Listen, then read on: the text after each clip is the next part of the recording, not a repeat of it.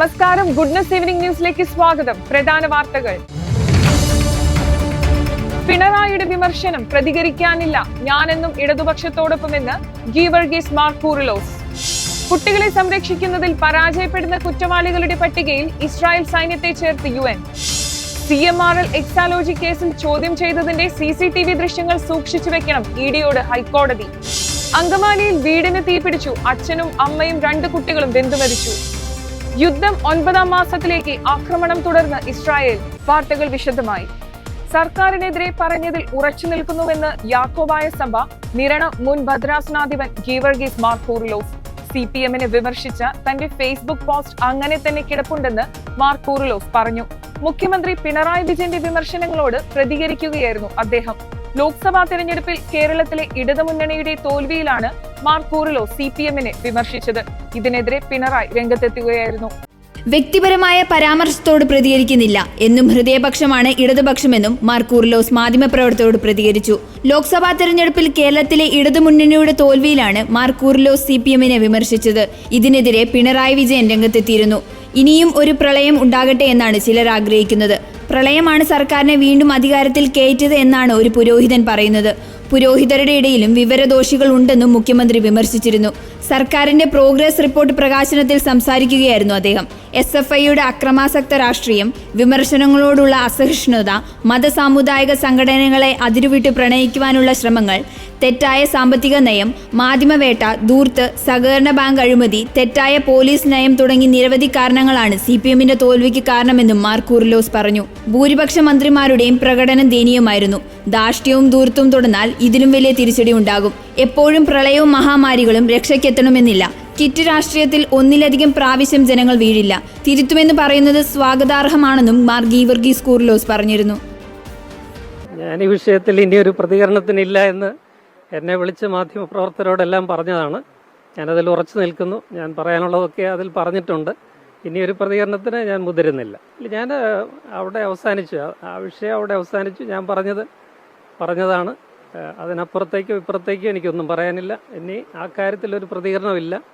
വ്യക്തിപരമായ പരാമർശങ്ങളോട് ഞാൻ ഒരിക്കലും ഒരിടത്തും പ്രതികരിച്ചിട്ടില്ല. അതിനി ഉണ്ടാകത്തുമില്ല. അതെപ്പോഴും അങ്ങനെയായിരിക്കും. ഞാൻ എന്നും ഇടതുപക്ഷത്താണ്.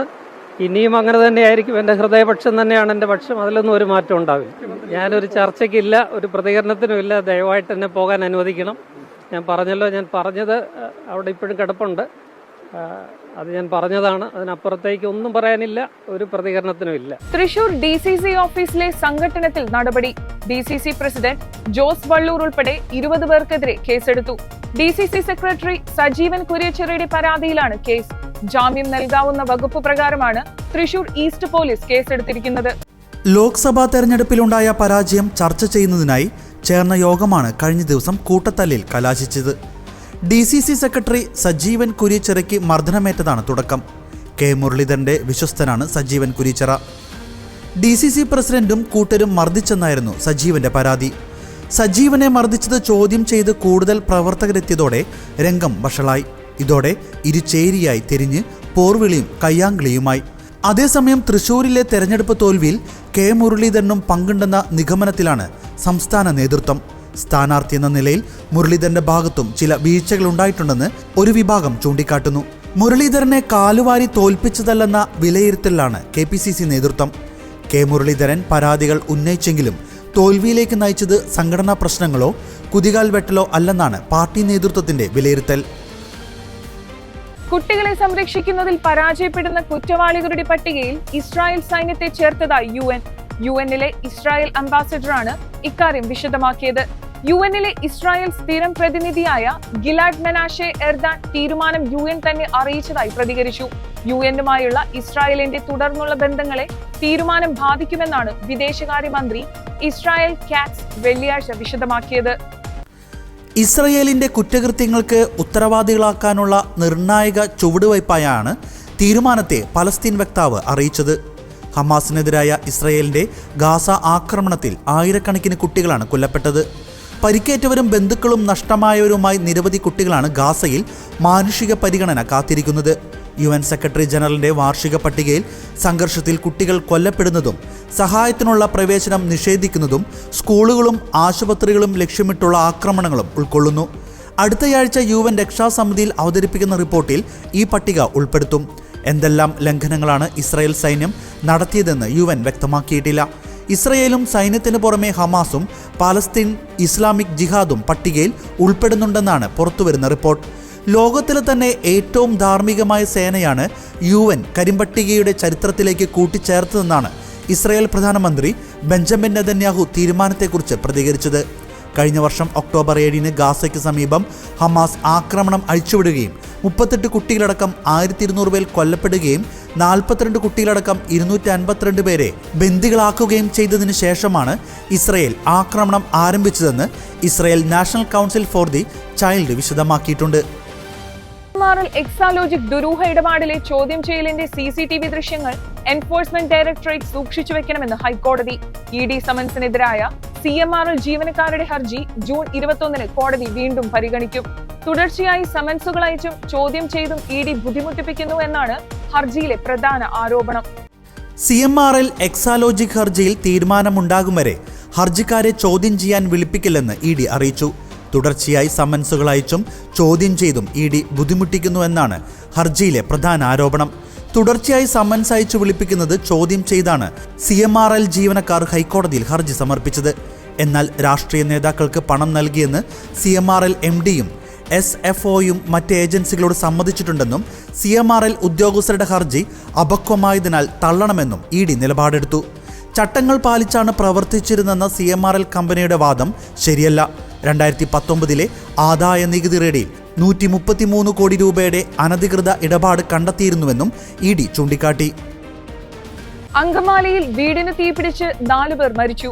അച്ഛനും അമ്മയും 2 കുട്ടികളുമാണ് മരിച്ചത്. വീടിന്റെ ഉടമസ്ഥനായ ബിനീഷ് കുര്യൻ, ഭാര്യ അനുമോൾ മാത്യു, ഇവരുടെ മക്കളായ ജോഅന്ന, ജസ്മിൻ എന്നിവരാണ് അഗ്നിക്കിരയായത്.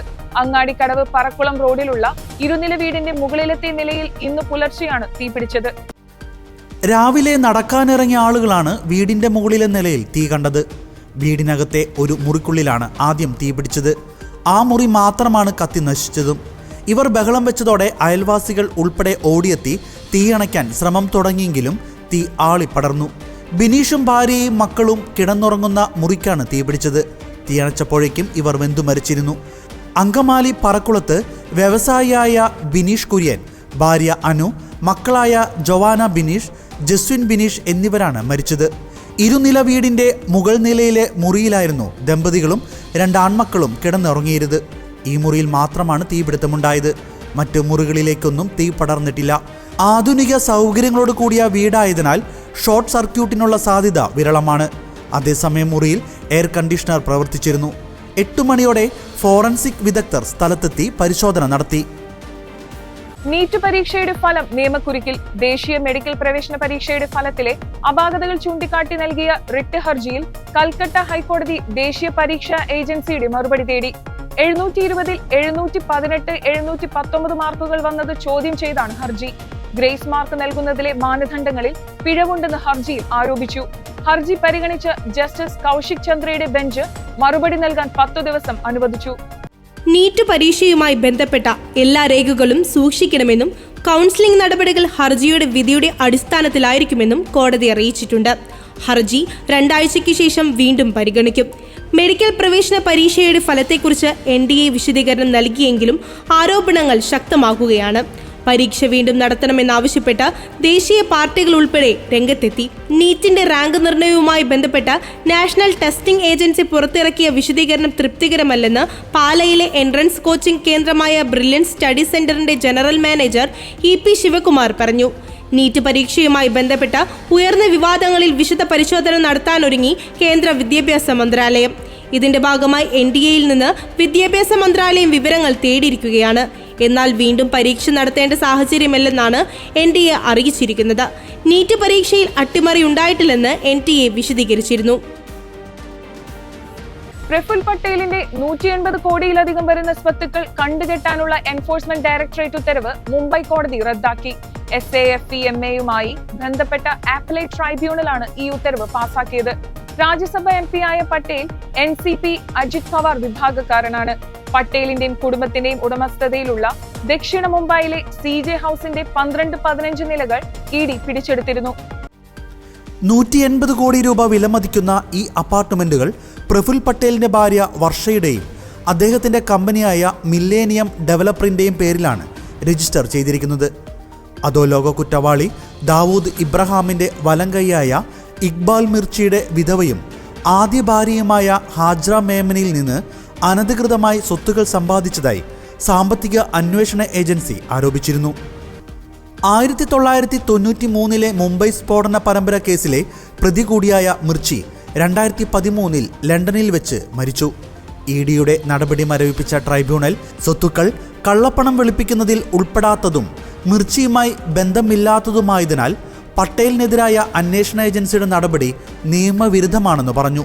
മേമന്റെയും 2 ആൺമക്കളുടെയും CJ ഹൌസിലെ 14,000 ചതുരശ്ര അടി വസ്തു വെവ്വേറെ കണ്ടുകെട്ടിയിട്ടുണ്ടെന്നും ട്രൈബ്യൂണൽ ഉത്തരവിൽ പറഞ്ഞു. അതുകൊണ്ട് തന്നെ വർഷ പട്ടേലിന്റെ പേരിലുള്ള ഫ്ളാറ്റ് കണ്ടുകെട്ടേണ്ട ആവശ്യമില്ലെന്നും കുറ്റകൃത്യത്തിലൂടെ സമ്പാദിച്ചതല്ലെന്നും കോടതി വ്യക്തമാക്കി.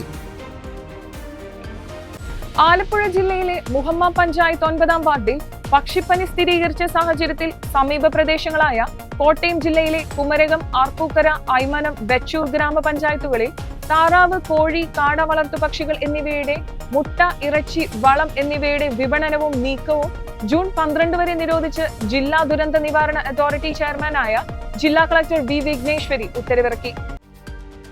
മുൻകരുതലുകൾ സ്വീകരിക്കുന്നതിന്റെ ഭാഗമായി രോഗ നിരീക്ഷണ മേഖലയിലേക്ക് താറാവ്, കോഴി, കാട, മറ്റ് വളർത്തുപക്ഷികൾ എന്നിവയുടെ മുട്ട, ഇറച്ചി, വളം എന്നിവ മറ്റു പ്രദേശങ്ങളിൽ നിന്ന് കൊണ്ടുവരുന്നതിനും മറ്റു പ്രദേശങ്ങളിലേക്ക് കൊണ്ടുപോകുന്നതും കർശനമായി നിരോധിച്ചു. ഇതു സംബന്ധിച്ച് പോലീസ്, RTO എന്നിവരുമായി ചേർന്ന് മൃഗസംരക്ഷണ വകുപ്പ് പരിശോധനകൾ നടത്തും. മുഹമ്മ ഗ്രാമപഞ്ചായത്തിലെ വാർഡ് 9-ലാണ് കഴിഞ്ഞ ദിവസം രോഗം കണ്ടെത്തിയത്. ഇവിടെയുള്ള താറാവുകളടക്കം കൂട്ടത്തോടെ ചത്തിരുന്നു. ഇതേ തുടർന്ന് മൃഗസംരക്ഷണ വകുപ്പ് അധികൃതർ പരിശോധന നടത്തിയിരുന്നു. തുടർന്ന് ഭോപ്പാൽ വൈറോളജി ഇൻസ്റ്റിറ്റ്യൂട്ടിൽ അയച്ച സാമ്പിളുകൾ പരിശോധനാ ഫലം പോസിറ്റീവായിരുന്നു. പ്രതിരോധ നടപടികളുടെ ഭാഗമായി റാപ്പിഡ് റെസ്പോൺസ് ടീം എത്തി പഞ്ചായത്തിലെ പ്രഭവ കേന്ദ്രത്തിന്റെ 1 കിലോമീറ്റർ ചുറ്റളവിലുള്ള 5079 വളർത്തുപക്ഷികളെ കൊന്നൊടുക്കി. ചമ്പക്കുളത്തും തഴക്കരയിലുമാണ് അവസാനം രോഗം കണ്ടെത്തിയത്. ഇതേ തുടർന്ന് 60,000-ഓളം വളർത്തുപക്ഷികളെ കൊന്നൊടുക്കിയിരുന്നു. ഗാസ യുദ്ധം 9-ാം മാസത്തിലേക്ക് കടന്ന ഇന്നലെ ഇസ്രായേലി സേന ശക്തമായ ആക്രമണം തുടർന്നു. കഴിഞ്ഞ ദിവസം 35 പേർ കൊല്ലപ്പെട്ട UN സ്കൂൾ ഉൾപ്പെടെ നുസ്രൈറ്റ് അഭയാർത്ഥി ക്യാമ്പ് ഇന്നലെയും ആക്രമിക്കപ്പെട്ടു. ഗാസ സിറ്റി, ദർ അൽ ബല, റാഫയിലെ അൽ സുൽത്താൻ മേഖല എന്നിവിടങ്ങളിലും ആക്രമണമുണ്ടായി. ഇസ്രായേലി കരസേനയ്ക്ക് പുറമെ വ്യോമസേനയും നാവികസേനയും ആക്രമണത്തിൽ പങ്കുചേർന്നു.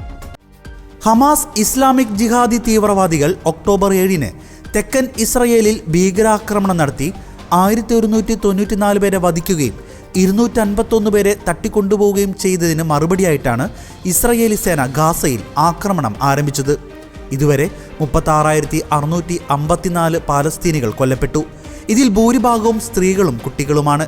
ഹമാസിന്റെ കസ്റ്റഡിയിലുള്ള ബന്ദികളിൽ 100-ലധികം പേരെ നേരത്തെ മോചിപ്പിച്ചിരുന്നു. ഗാസയിൽ അവശേഷിക്കുന്ന 120 ബന്ദികളിൽ 41 പേർ മരിച്ചിരിക്കാമെന്നാണ് ഇപ്പോഴത്തെ അനുമാനം. യുദ്ധം അവസാനിപ്പിക്കാനുള്ള നീക്കങ്ങൾ സജീവമെങ്കിലും ഇതിനുള്ള പല ഉപാധികളും അംഗീകരിക്കാൻ ഹമാസും ഇസ്രായേലി സർക്കാരും തയ്യാറല്ല. ഖത്തറും ഈജിപ്തും മധ്യസ്ഥ ശ്രമങ്ങളിൽ പങ്കാളികളാണ്. ഒരാഴ്ച മുമ്പ് US പ്രസിഡന്റ് ജോ ബൈഡൻ 3 ഘട്ടമായി യുദ്ധം അവസാനിപ്പിക്കാനുള്ള പദ്ധതി പ്രഖ്യാപിച്ചിരുന്നു. 2020 ലോകകപ്പിൽ വീണ്ടും വമ്പൻ അട്ടിമറി. കിരീട പ്രതീക്ഷയുള്ള ന്യൂസിലൻഡിനെ അട്ടിമറിച്ച് അഫ്ഗാനിസ്ഥാനാണ് ഞെട്ടിച്ചത്. 84 റൺസിന്റെ കൂറ്റൻ വിജയമാണ് കിവീസിനെതിരെ അഫ്ഗാൻ അടിച്ചെടുത്തത്. ആദ്യം ബാറ്റ് ചെയ്ത അഫ്ഗാനിസ്ഥാൻ 20 ഓവറിൽ 6 വിക്കറ്റ് നഷ്ടത്തിൽ 159 റൺസ് അടിച്ചപ്പോൾ ന്യൂസിലൻഡ് 15.2 ഓവറിൽ 75 റൺസിന് ഓൾ ഔട്ടായി. 15 റൺസ് എടുത്ത ഗ്ലെൻ ഫിലിപ്സും 12 റൺസ് എടുത്ത മാറ്റ് ഹെൻറിയും മാത്രമാണ് കിവീസ് നിരയിൽ 2 അക്കം കടന്നത്. ടോസ് നഷ്ടമായി ആദ്യം ബാറ്റ് ചെയ്ത അഫ്ഗാനിസ്ഥാനു വേണ്ടി ഓപ്പണർ റഹ്മാനുള്ള ഗുർബാസും ഇബ്രാഹിം സർദ്രാനും ചേർന്ന് തുടർച്ചയായ രണ്ടാം മത്സരത്തിലും സെഞ്ചുറി കൂട്ടുകെട്ട് ഉയർത്തി മികച്ച തുടക്കം നൽകി. 15-ാം ഓവറിൽ സ്കോർ 100 കടന്നതിനു ശേഷമാണ് അഫ്ഗാന്റെ ഓപ്പണിംഗ് കൂട്ടുകെട്ട് പൊളിക്കാൻ ന്യൂസിലൻഡിനായത്. 41 പന്തിൽ 44 റൺസ് എടുത്ത ഇബ്രാഹിം സർദാനെ പുറത്താക്കി മാറ്റ് ഹെൻറിയാണ് കിവീസിന് ആദ്യ ബ്രേക്ക് ത്രൂ നൽകിയത്. 3-ാം നമ്പറിലെത്തിയ അസ്മത്തുള്ള ഗുർബാസിന് മികച്ച പിന്തുണ നൽകി. 13 പന്തിൽ 22 റൺസ് എടുത്ത അസ്മത്തുള്ള പുറത്തായ ശേഷം ക്രീസിലെത്തിയ ആർക്കും പിടിച്ചു നിൽക്കാനായില്ല. മുഹമ്മദ് നബി, റാഷിദ് ഖാൻ, കരീം ജന്നത്ത്, ഗുൽബാദിൻ നൈബ് എന്നിവർ പെട്ടെന്ന് മടങ്ങിയെങ്കിലും ഗുർബാസ് തകർത്തടിച്ചതോടെ അഫ്ഗാൻ ഭേദപ്പെട്ട സ്കോറിലെത്തി. മറുപടി ബാറ്റിംഗിൽ ആദ്യ പന്തിൽ തന്നെ ന്യൂസിലൻഡിന് ഓപ്പണർ ഫീൽ അലനെ നഷ്ടമായി. ഡെവോൺ കോൺവേ, ക്യാപ്റ്റൻ കെയ്വിൻ വില്യംസൺ എന്നിവരും വീണതോടെ പവർ പ്ലേയിൽ കിവീസ് 33-4 കൂപ്പക്കുത്തി. 17 പന്തിൽ 12 റൺസ് എടുത്ത മാറ്റ് ഹെൻറിയും 18 പന്തിൽ 18 റൺസ് എടുത്ത ഗ്ലെൻ ഫിലിപ്സുമാണ് ന്യൂസിലൻഡിനെ 50 കടത്തിയത്. വമ്പൻ തോൽവി വഴങ്ങിയതോടെ വെസ്റ്റ് ഇൻഡീസും അഫ്ഗാനിസ്ഥാനും ഉഗാണ്ടയും പാപ്പുവ ന്യൂഗിനിയയും ഉൾപ്പെടെ സി ഗ്രൂപ്പിൽ അവസാന സ്ഥാനത്താണ് ന്യൂസിലൻഡ്. ഇതോടെ ഗുഡ്നസ് ഈവനിംഗ് ന്യൂസ് പൂർണ്ണമാകുന്നു. കൂടുതൽ വാർത്താ അപ്ഡേറ്റുകൾക്കായി ഗുഡ്നസ് ന്യൂസ് ചാനൽ സന്ദർശിക്കുക. നന്ദി.